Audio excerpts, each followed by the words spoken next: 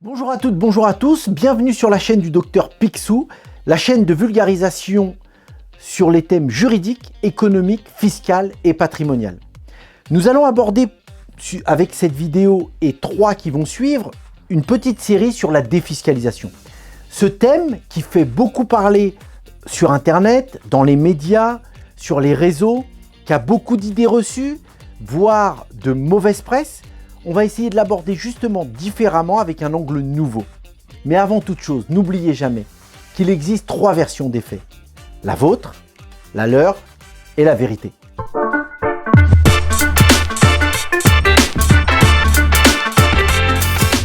Pour ce premier sujet, on va déjà essayer de différencier 2 choses. L'optimisation fiscale et l'abus de droit fiscal. Souvent, on mélange l'optimisation fiscale comme quelque chose d'illégal. Qu'est-ce qui différencie l'optimisation fiscale de l'abus de droit? Très simple. L'optimisation fiscale rentre dans un cadre légal. L'abus de droit, comme son nom l'indique, on abuse du droit. Nous sommes hors cadre légal. Voilà. Donc forcément, les choses que nous allons aborder aujourd'hui vont être l'optimisation fiscale, c'est-à-dire tout ce qui est prévu par la loi. Et justement, le principe des lois de défiscalisation, c'est que le législateur met en place ces dispositifs pour que tout contribuable puisse se substituer au rôle de l'État. En effet, dans certains domaines, l'État ne peut pas y arriver tout seul. Donc il met en place des lois pour solliciter des contribuables à agir. 2 grands domaines, le logement, l'immobilier, et l'économie. En effet, beaucoup de lois de défiscalisation sont liées à l'immobilier. La plus connue est la loi Pinel actuellement, mais il existe également les monuments historiques, la loi Malraux dans l'immobilier classé à rénover. Donc plusieurs dispositifs. Pourquoi? L'État a besoin de logements. Selon l'INSEE, environ 500 000 logements pour pallier à la demande de besoins de logement actuellement. Donc l'État ne pouvant pas financer la totalité de ces logements, va solliciter les contribuables. Comment? En lui disant que tout contribuable qui va permettre à la construction de logements à but locatif va bénéficier en contrepartie d'une réduction d'impôt. Dans l'économie, c'est la même chose. L'État, pour aider l'économie, pour aider des pans de l'économie, ne peut pas agir tout seul. Trop aider un secteur risquerait de le mettre sous perfusion. Donc l'État dit que pour tout contribuable qui viendrait à se substituer à son rôle, en investissant au capital des PME notamment, va bénéficier d'une réduction d'impôt. Donc le contribuable qui va permettre à des entreprises, des TPE, des PME de se développer, de pouvoir investir, va bénéficier de réduction d'impôt. Le principe des lois de défiscalisation est simplement de se substituer au rôle de l'État. L'État ne vous donne pas une réduction d'impôt pour le plaisir. Donc dans cette vidéo, on va d'abord s'attarder sur la partie immobilière et plus précisément à la loi la plus accessible, la plus connue sans doute, qui est la loi Pinel. Il faut savoir que la loi Pinel est une loi qui est descendante de beaucoup de lois depuis le début des années 90. L'ancêtre de la loi Pinel était la loi Méhaignerie. Puis après, nous avons eu la loi Périssol, puis la loi Besson, puis la loi Robien, puis les lois Cellier, loi Duflot. Enfin, c'est une succession de lois en fonction des changements de gouvernement et des changements de ministres. Le principe de la loi est simple.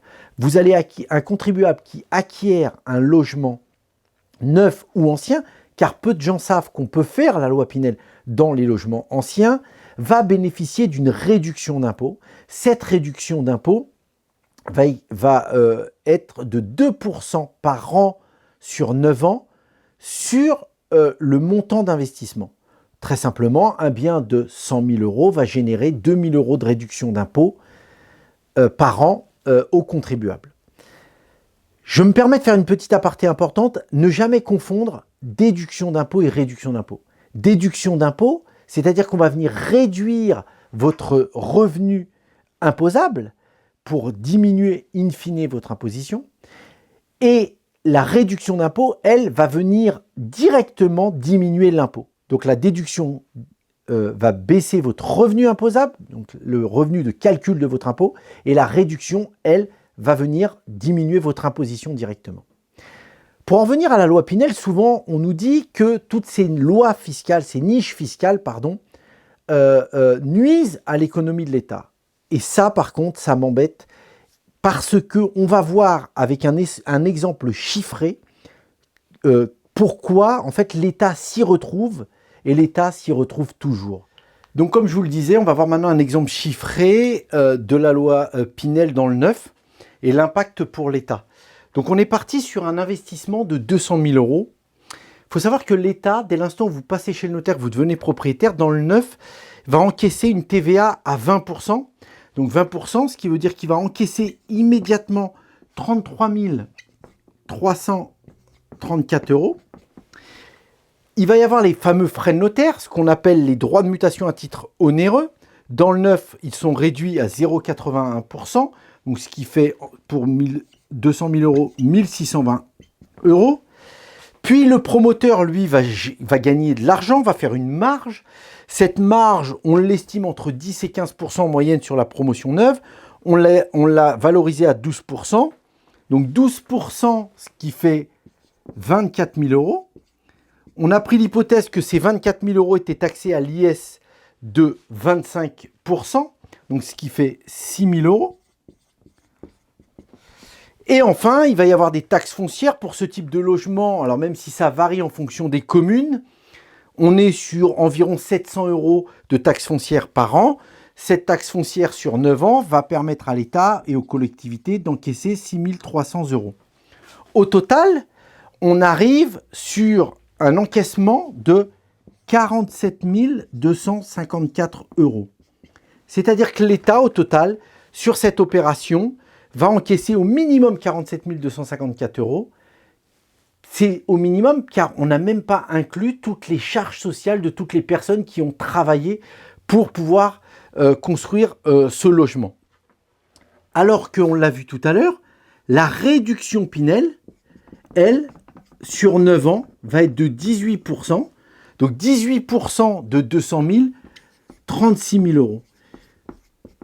Donc l'État va faire un cadeau de 36 000 euros en réduction d'impôt aux contribuables, étalé sur 9 ans, alors qu'en fait, il va encaisser, lui, 47 000 euros.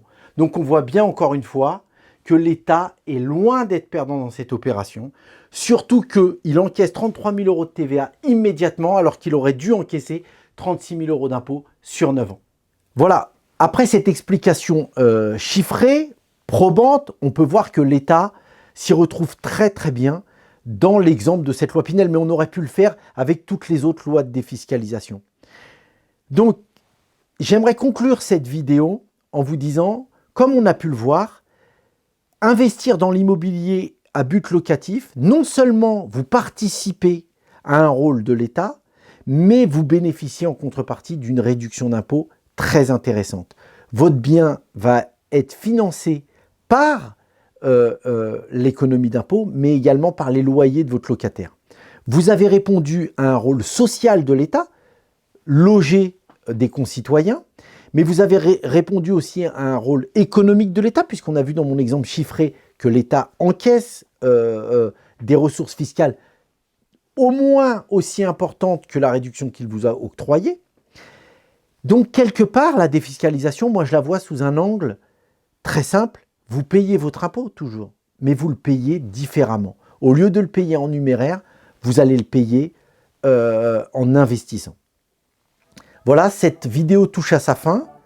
J'espère qu'elle vous a plu. N'hésitez pas à la partager, à la revoir des dizaines et des dizaines de fois pour bien vous en imprégner. Mais n'oubliez jamais, la vérité du docteur Picsou reste la vérité du docteur Picsou.